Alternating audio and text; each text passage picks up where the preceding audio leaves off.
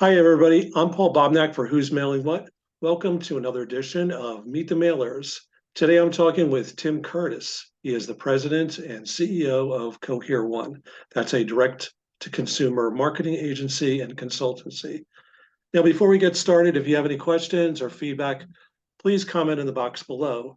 You can show support for the program by tapping the like button. And to get notified of when we add new videos to the channel, click on subscribe. Now let's meet the mailers. Hi, Tim. Welcome. Good to see you here today. Hey, Paul, thanks for having me on.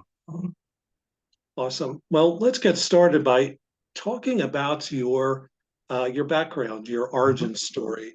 How did you get involved with direct mail, and what does your day-to-day role involve at CohereOne? Yeah, so my background, I actually started in both database marketing with direct mail, catalog, etc., and digital at the same time.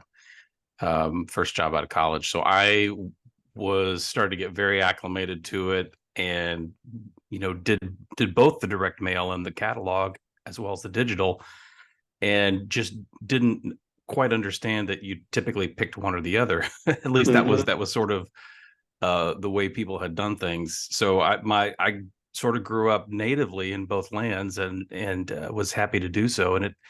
And so because of that history, I saw an interconnectivity between the various digital channels and both the direct mail and the catalog format, and how those could be utilized. They each play a different role in the funnel, so it was helpful for me to know that. So throughout my career, both client side and agency side, I have a lot of client side experience as well. Really leverage both of those to different degrees. Before my time at CohereOne, I was fully engaged on digital and was doing a lot of digital consulting with some large SaaS companies, and was sort of architecting enterprise-wide strategies. Now my data role, I was recruited to CohereOne, and my daily role now, if you will, at CohereOne also involves now oversight for our sister agency, J. Schmid, and just from a high level, don't run the agency. We've got a great president there that does that. Right. But my day role now is really focused more on strategic direction, making sure that we're moving things along, we're hitting on all cylinders. It's sort of, where are we from a personnel standpoint? Are we managing the growth well? Looking for additional insights and additional services we can provide to the clients, helping them go deeper with the services they have. And of course, doing a lot of research and development innovation. So that's where a lot of my work has been focused. Okay. So what type of direct marketing services does CohereOne offer to marketers? So how we started out back in the early 1990s, and it was more of what I would call your traditional circulation planning, although traditional database, so maintaining and building databases and all the segmentation strategies. The catalog and direct mail were large expressions of that, right? So when you have a large data repository, like a large marketing database, then we're pulling that for catalog mailings, for maybe some direct mail format. A lot of email strategy was pulled out of those databases. So that's where CohereOne started. It really started as a blend of both, your traditional circulation, if you will, and as well as email circulation. It continued to evolve over the years, and so still do a lot of those services, if you will. Now it takes on a much more strategic nature. So we are looking at clients' digital performance, determining lifetime value, helping to measure incrementality. So we measure incrementality on everything we do, and it's true incrementality. We're not taking a panel and applying that across an industry. That client, we're doing individual holdouts in that client's campaigns to determine basically the efficacy of what we're doing. It could be a catalog format, it could be a direct mail format, it could be a test between the two. Trying to measure for organic percentages, for example, in some of the direct and digital formats. So helping the client understand long-term, what's the value? Where are they going to be growing the business? So it's much, much more forensic nowadays, much beyond just the traditional, what you'd call catalog circulation. We do provide, the audience development now for all of those services, but it looks a lot different. And the clients are then able to use those audiences and spin them out. We have some clients that will use them, for example, in digital campaigns, or Right. they'll take those best audiences and they'll use those as lookalike campaigns in the digital space. So it's much more advanced, but that's what that's what we do, and we've been doing that effectively for clients for a number of years, and it just continues to fuel our growth. Hmm. And so you would say that's basically what sets you apart from other companies and what they do? Yeah, it really does. If you think about the history of CohereOne and Lenzer before that is was our name before that. We were also a part of Merkle. Hmm. So obviously, just a tremendous amount of technology experience. Many people may or may not know that we helped pioneer the development of website visitor information and browse intent, which is then overlaid into, for example, circulation campaigns. Yeah. And it is hugely effective at determining efficacy of response, an indication of response. So, we utilized very smart, very robust digital technologies to fuel better insights for print. No one else does that. No one else has done that. And so that history and that testing and that refinement on those has really set us apart. And we continue to utilize new technologies and help in the development of other technologies that kind of pushes those things along. So I think that's our Bay Area roots, if you will. Hmm.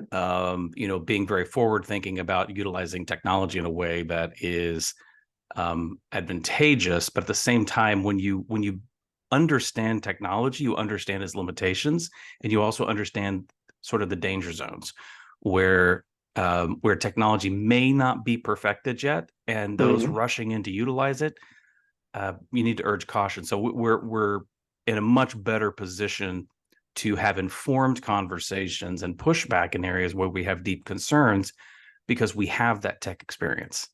And so Hmm. we're not speaking a non-native language when we're getting into that. And AI is a perfect example. Yeah. Yeah. And you offer a marketing assessment to potential clients and We do. customers? We actually offer some different types. So if a brand is coming in for the first time and wants to try, for example, print, they Yeah. are what we're seeing these days is brands coming in.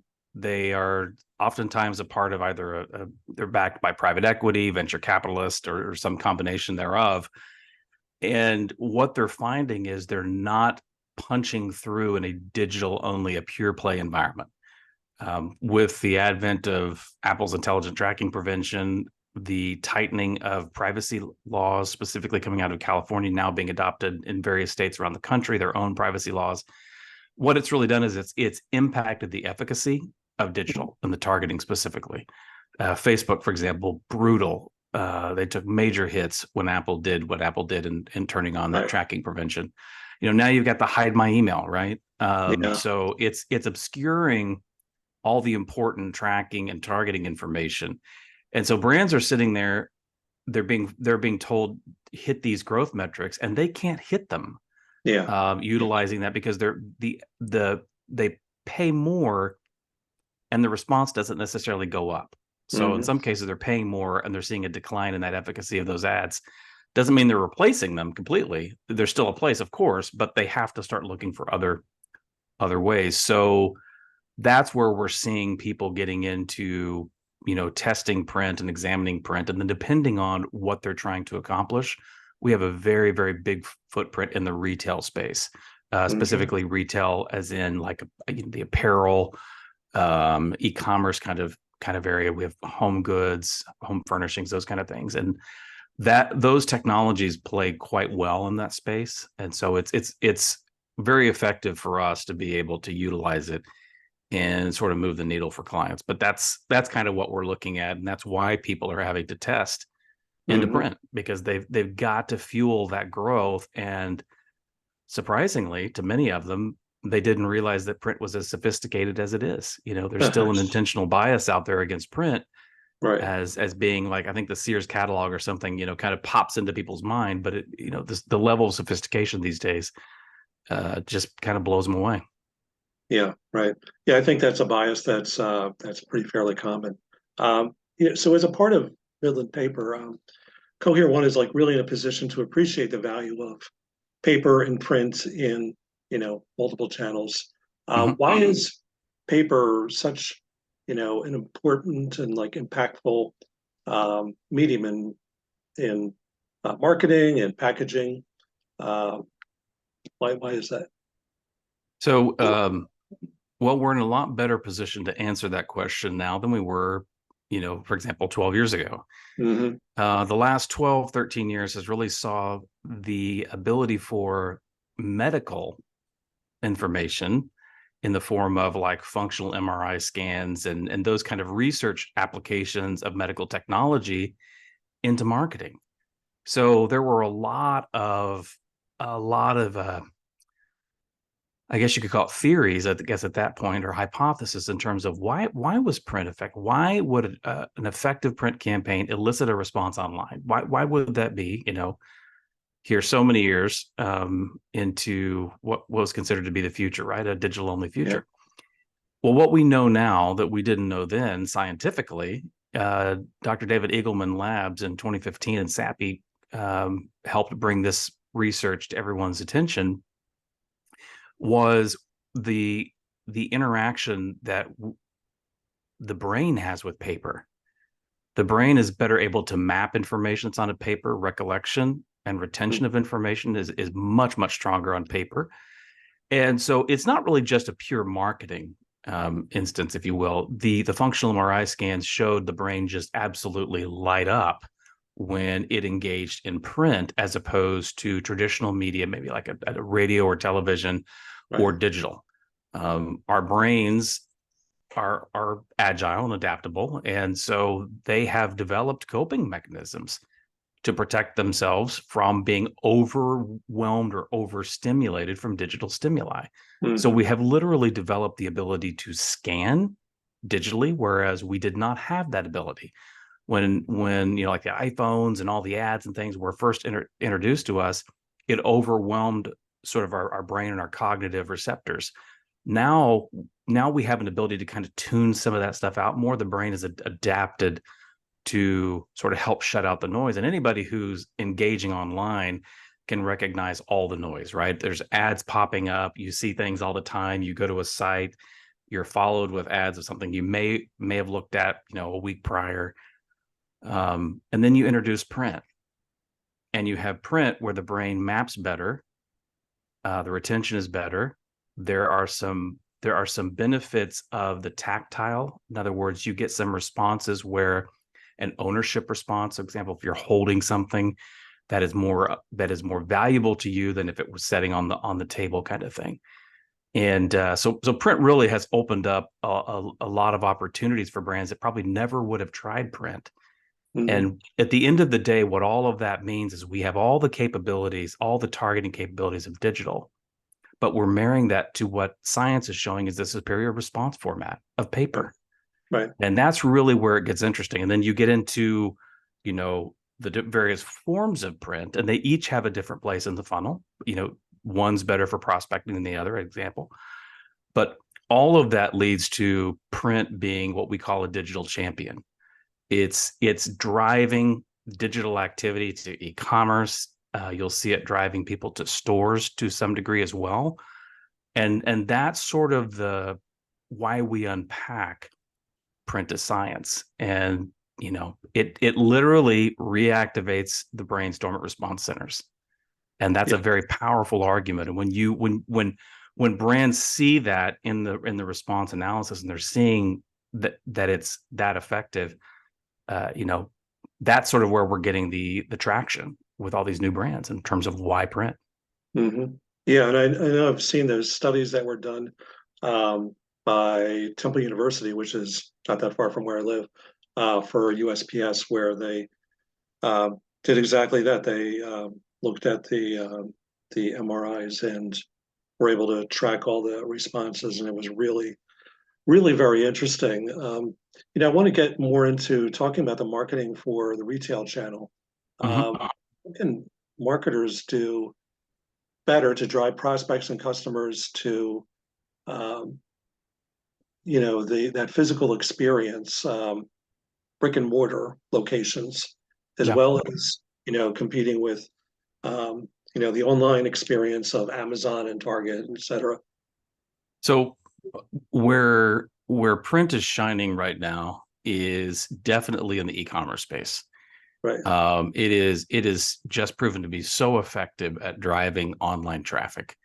And the more you understand how to utilize print, we're in 20, I was trying to say what year is this? In 2023, it's important to remember that we need to handle print with the care of a physician's scalpel, as Mhm. opposed to, more of a butcher knife.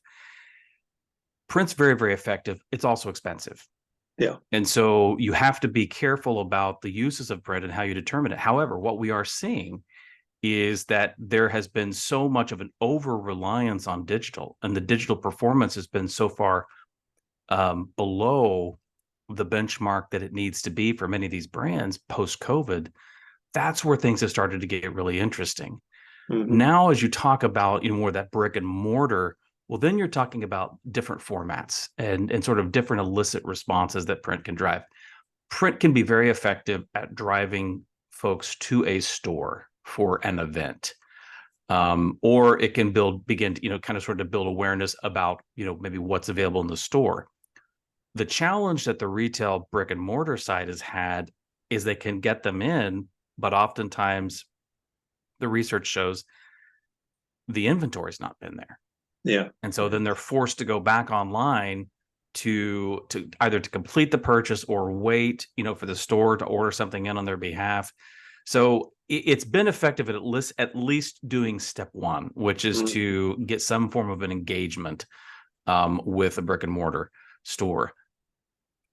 It's not been effective in the sense that it can't cover for what the store experience may bring. The store experience will still be the primary determination of whether that person completes a purchase or moves on. And so that's the part that when you're evaluating brick and mortar marketing and you're looking at store trade areas, you have to try to understand who's coming in the door, right? Mhm. Who hasn't completed a purchase and what that percentage is. And so that's a little trickier on the Yeah. brick and mortar side. It's still effective. You'll find a lot of maybe not so much on the retail side, but more of the services side. So or restaurants. You'll see, restaurants, quick serve, laundromats, dry cleaners, those kind of things. You'll see them using direct mail, probably more the every door direct mail type stuff. Yeah. What they're going to be driving. But those, for example, you still hear a lot of those local businesses talking about the efficiency and effectiveness of those little mailers coming in the front door with them for, some kind of, either it's a freebie or it's a discount off. So yeah, the strategies though are super interesting to follow. Hmm. Yeah. We're getting more into strategy with retailers. I know one of the traditional channels for the company has been catalogs, Mhm. and I love catalogs. I've been reading them for 25, 30 years. But what kinds of things are changing that make catalogs a more relevant channel today for marketers and customers? Yeah. Since CohereOne was a West Coast company, it's a Bay Area company, Bay Mhm. Area agency. So our roots have been in a different place. For example, the the scene in the development in California, in terms of development of product, has not been in the form of a what I would maybe say has been a traditional historical catalog. You certainly have a couple of those, but for the large part, what you're seeing is these are brands that are very, very effective on the digital side. They almost all start as digital first companies, Mhm. so that changes the culture a bit. But as I mentioned earlier, they're running into growth constraints. They can't seem to break through the attention gap or the engagement gap at a certain level. And the more money they pour in does not mean it's more of a return. And that's where they're finding that edge, right? If you will, the cliff edge. Whereas the catalog format for many of those, especially in the apparel, the outdoor, and the home decor categories, if you take those for example, It is a virtual showroom. Hmm. It affords them better opportunity to position the brand because that's what's important. And it's also, as studies have shown, it's a much more effective prospecting tool Hmm. than a solo, solo direct mail piece like a postcard or something like that. Right. It's 100%. the variety of products, it's the ability to merchandise the product, all of those things.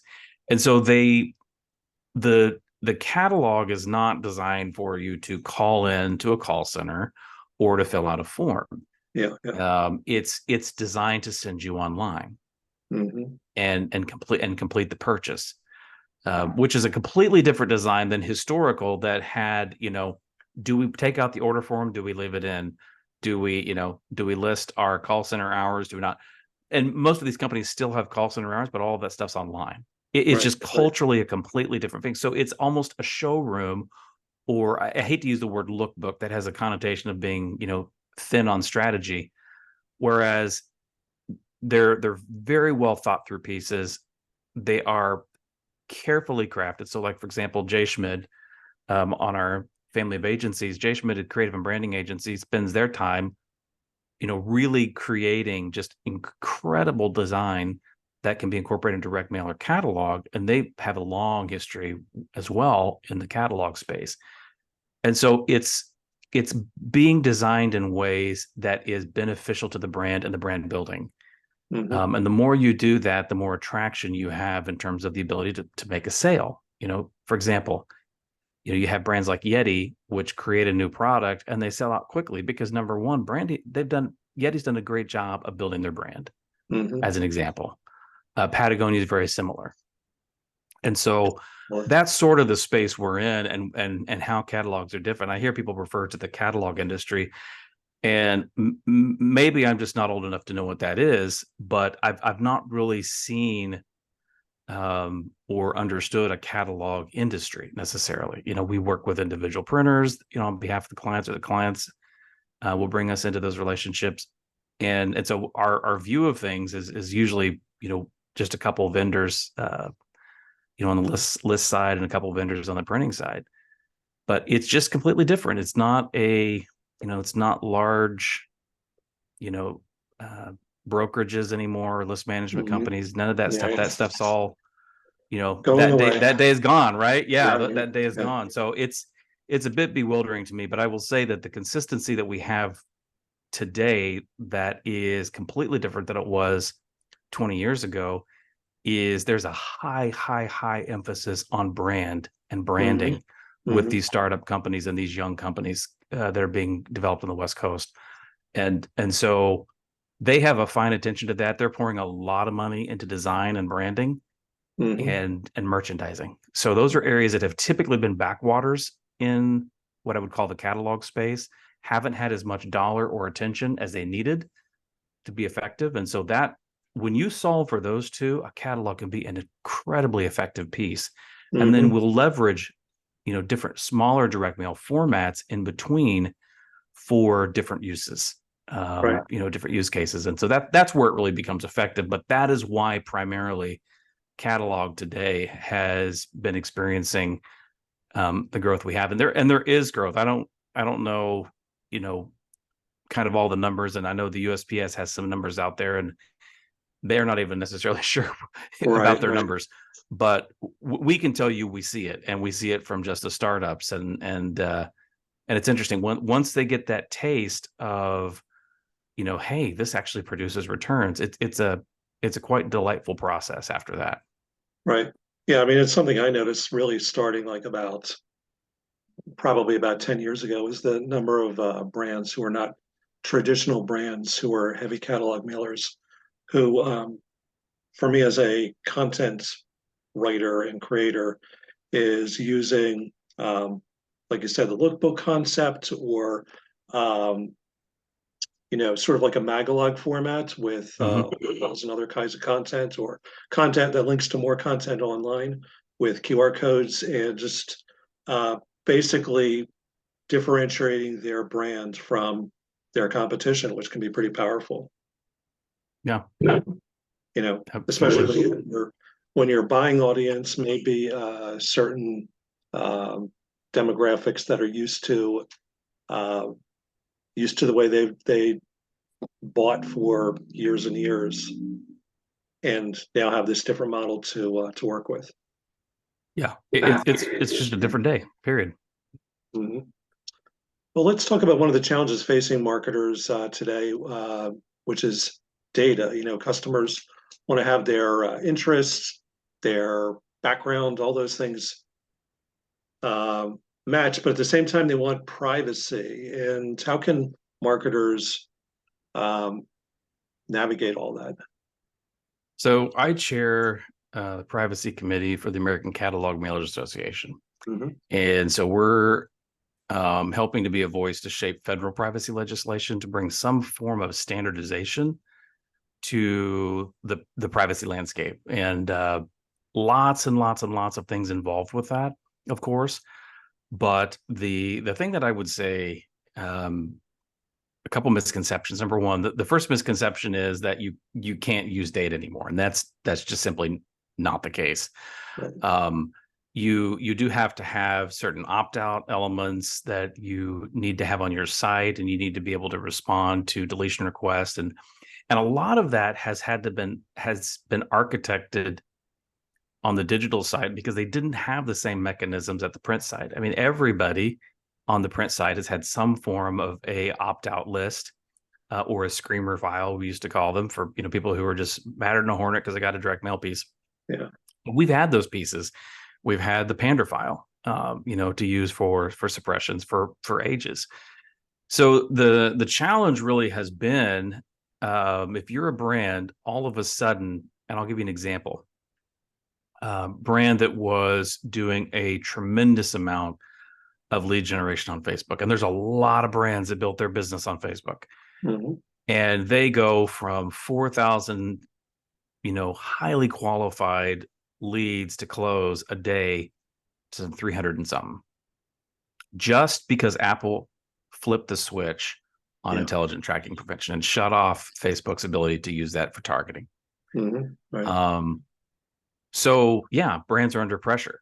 Facebook is no longer a targeting tool. You have to understand the implications there. That's a huge implication for brands.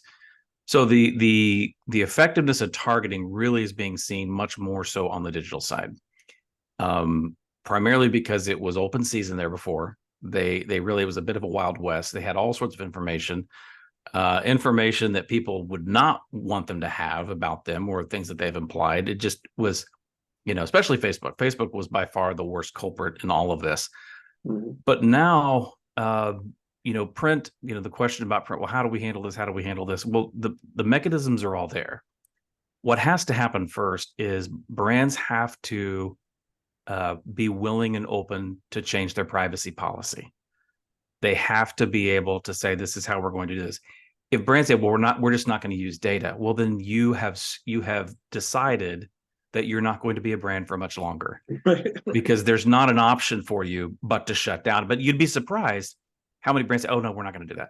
Well, and so begins their decline. And many of them come to us because they are declining, that we need to do something differently. And we very quickly diagnose you need to open yourselves up to new thinking and how you can be privacy compliant. It's not a run and hide thing. Mhm. So that's the big thing that I think when you're talking about marketers today and how they're going to use it, they just have to make sure that, number one, they're open and honest on the privacy policy. They're developing the systems and the request mechanisms that they probably already have, quite honestly. Mhm. They're just listing that and connecting that maybe to an email address or something that they already have for those kind of suppressions. The future is going to be different than what we've known it. And there will be some things that happen on the state level that probably won't get corrected until we have federal privacy legislation. Mhm. Right now, it's a sea of activists.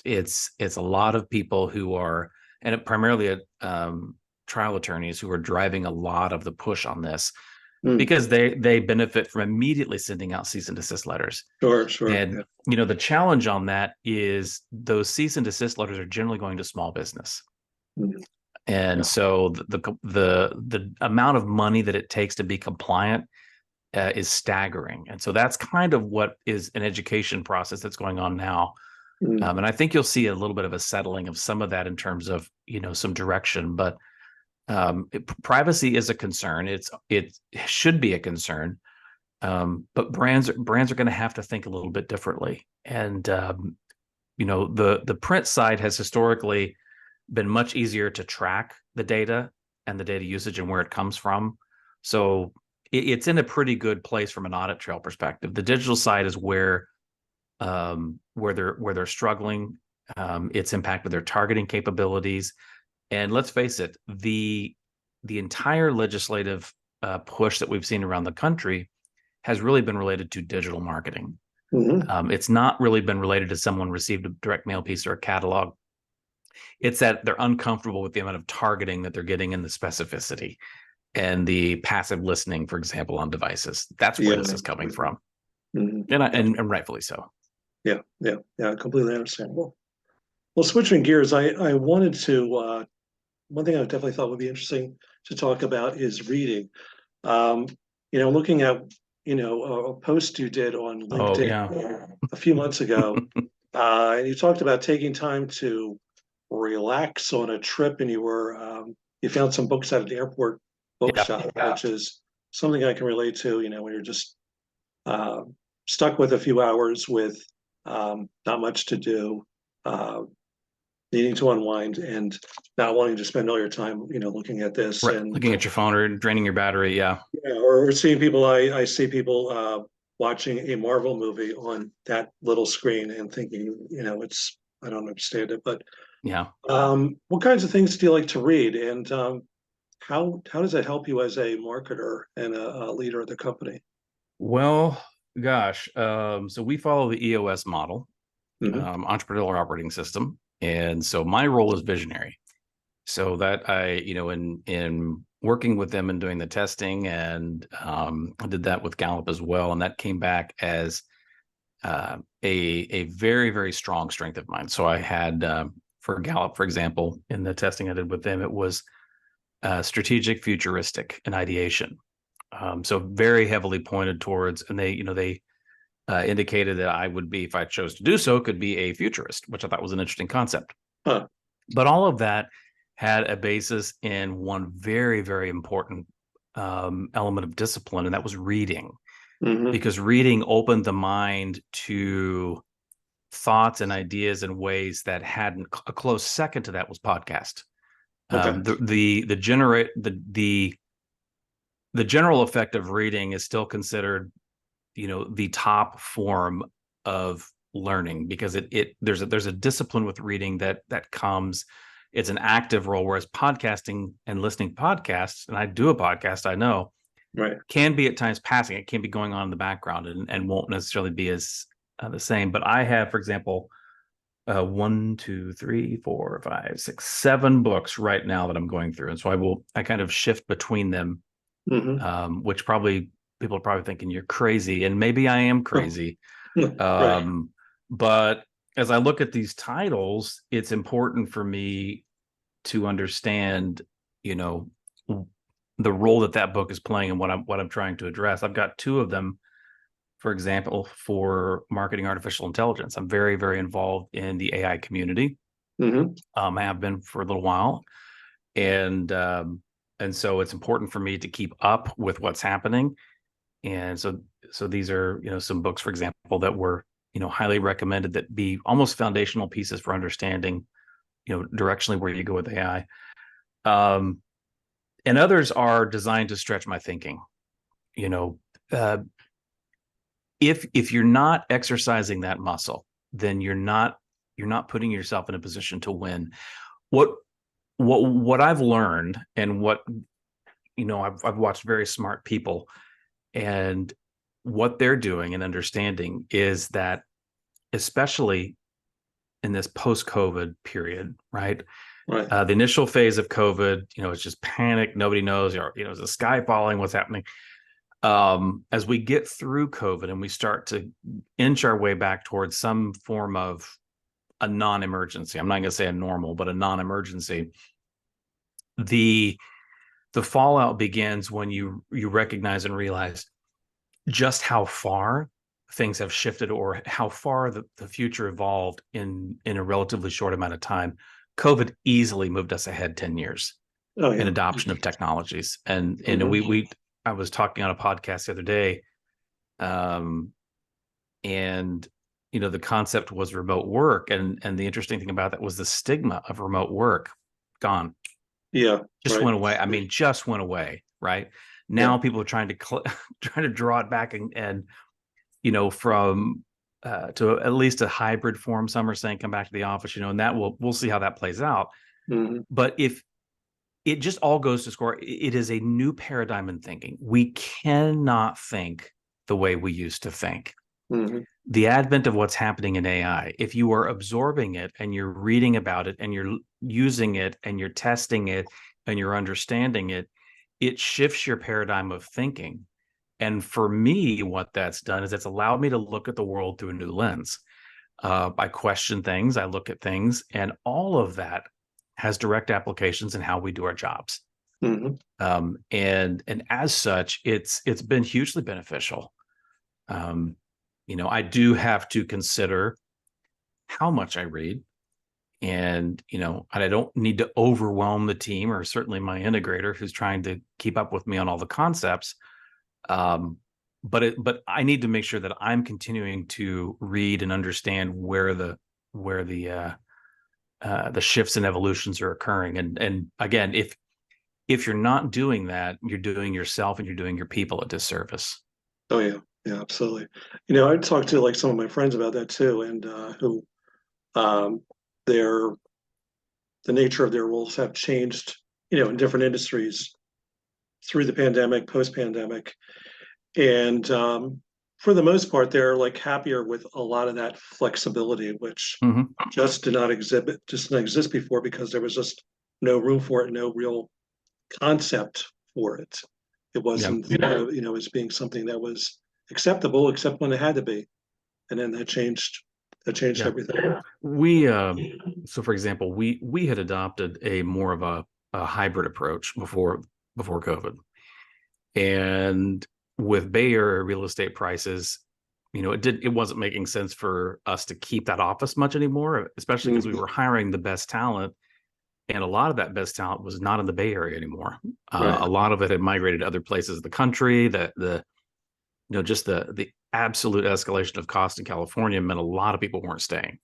So we had kind of moved on from that, and sort of in adopting that, one of the things that we do, and I do with my senior leadership team, is we do a book study.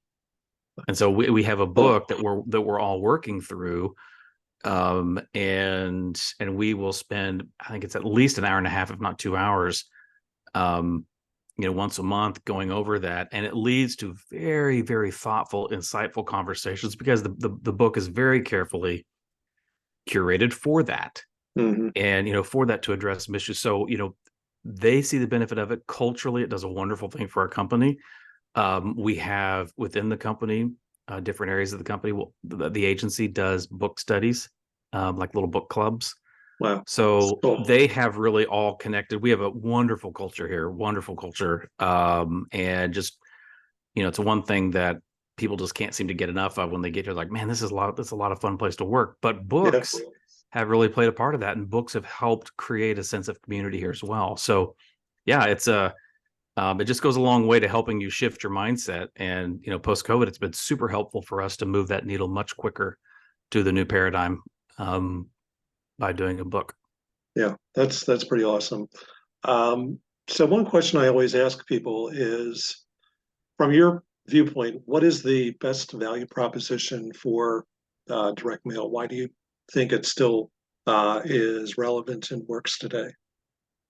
Well, what I tell people is, if you want to marry the best of digital intelligence, but marry it to a superior response format, Hmm. then that's why you want to go with print. Hmm. That always starts a conversation. That has never not started a conversation about print. Hmm. Um, Yeah. and depending on sometimes it's the age of the person I'm talking to, or their level of experience.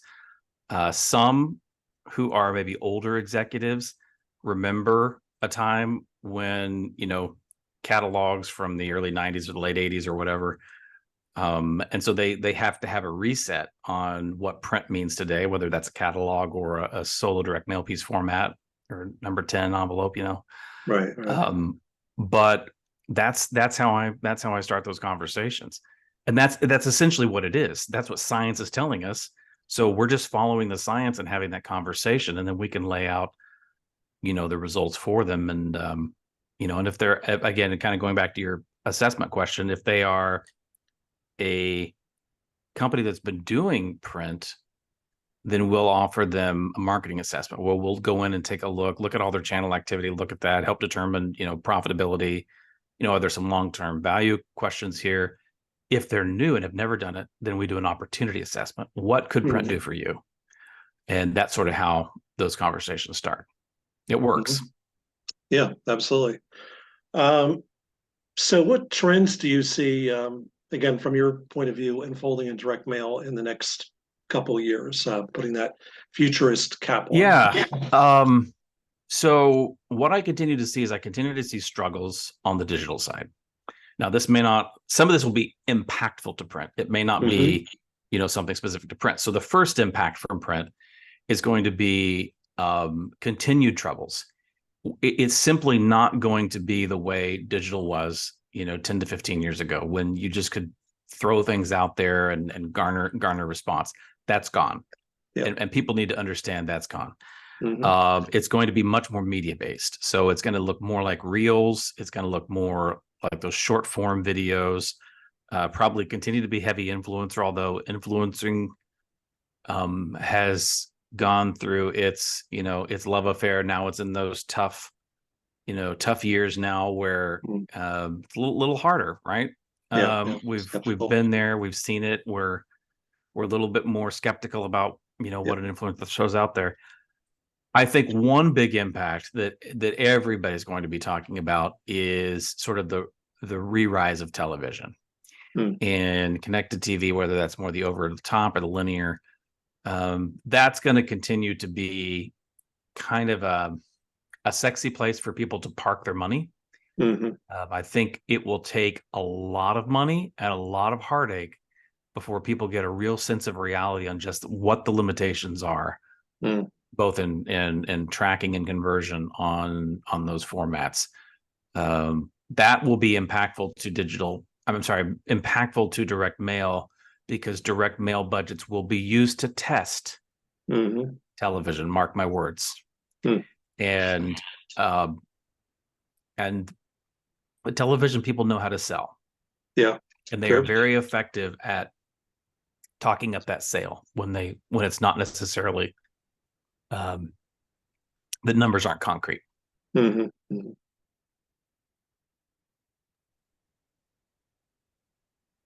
Okay. Well, I think that's a great place to wrap things up. How can people find out more about CohereOne for consultation, possible partnership, working with you guys? Yeah, well, they can go to the website and fill out a form. It's cohereone.com, CohereOne.com. Best place is to find us on LinkedIn.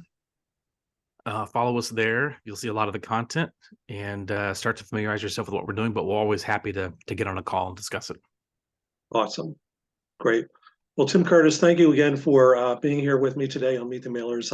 You bet. I really appreciate it. It was a great chat. And thank you all out there for joining us today on Meet the Mailers as well. Again, if you have any questions for us or for my guests today, please leave them in the box below. You can show your support for the program by tapping the like button and click on subscribe to be notified of when we add new videos to the channel. If you want to be highlighted in a future edition of Meet the Mailers, I want to hear from you. My contact info can be found in the paragraph below by tapping the Show More button. Thanks again for watching Meet the Mailers, brought to you by Who's Mailing What, and see you next time.